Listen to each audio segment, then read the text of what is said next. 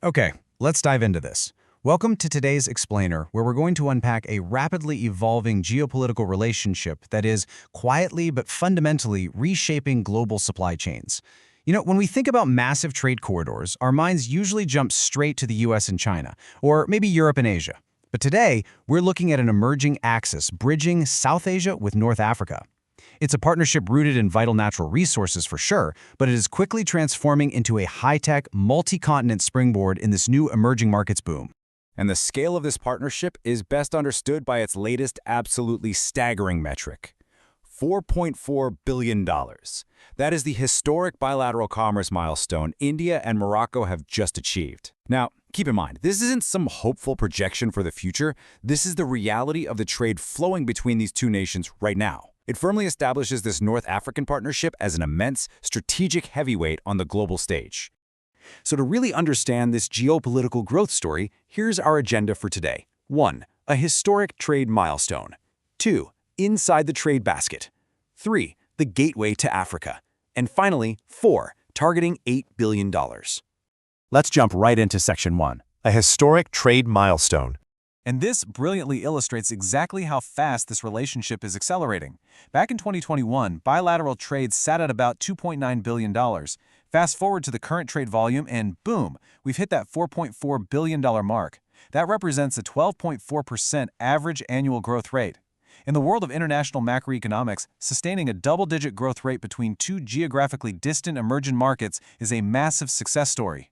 Because of this rapid expansion, India has firmly cemented its status as a top-tier partner. India is currently Morocco's fourth largest customer globally and its 10th largest supplier. This incredible mutual dependence was actually the central theme at the recent 7th session of the India-Morocco Joint Commission over in Rabat, where ministers essentially sat down to figure out, okay, how do we capitalize on this exact momentum? Which brings us to Section 2, inside the trade basket. Let's look under the hood here. Now, what's really interesting is the stark contrast in what each country brings to the table. Morocco's exports to India are hyper-focused on critical natural resources, specifically phosphates and fertilizers. On the flip side, India's exports are highly diversified. We're talking manufactured pharmaceuticals, automotive parts, synthetic textiles, and refined petroleum, which really highlights their growing foundation of energy ties. It is a classic, highly effective exchange of critical raw materials for finished industrial products.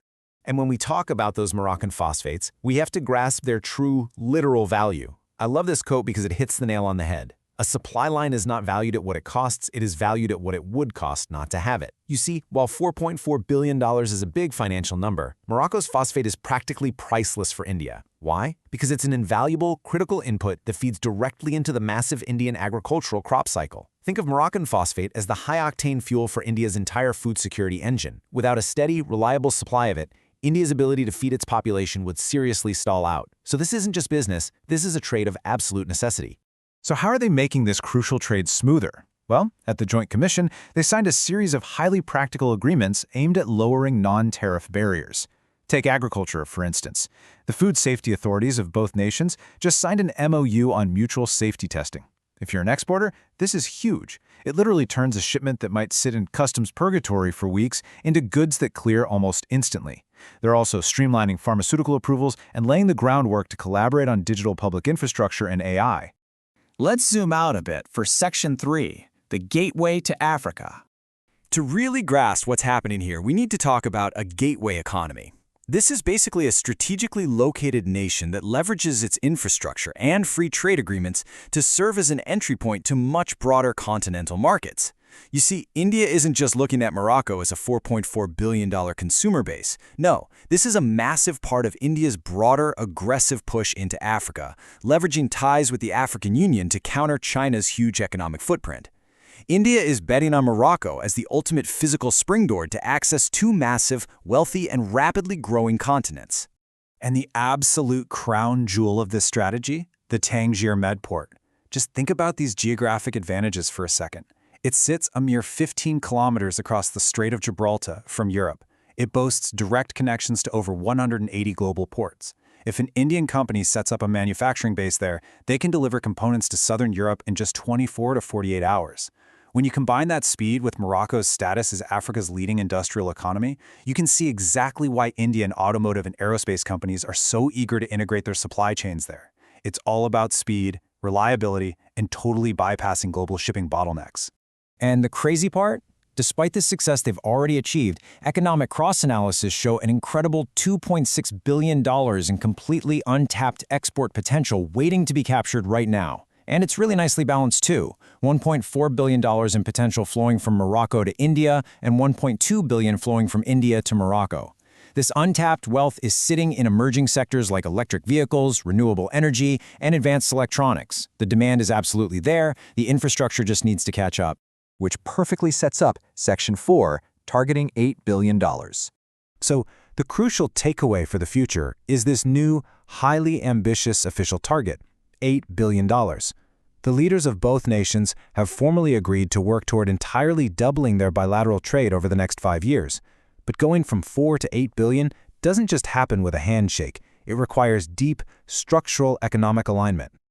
To hit that massive financial target, the Joint Commission laid out 3 very clear structural steps.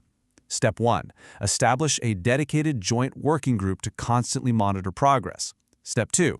Aggressively address those non-tariff barriers we talked about earlier, making it fundamentally easier to actually do business on the ground. And Step 3, which is probably the most vital, explore a formal preferential trade agreement, or PTA. A PTA would lock in favorable tariffs and institutionalize this trade, ensuring it relies on a permanent legal framework rather than just ad hoc diplomatic goodwill. Let's move to the timeline and see how this all builds up.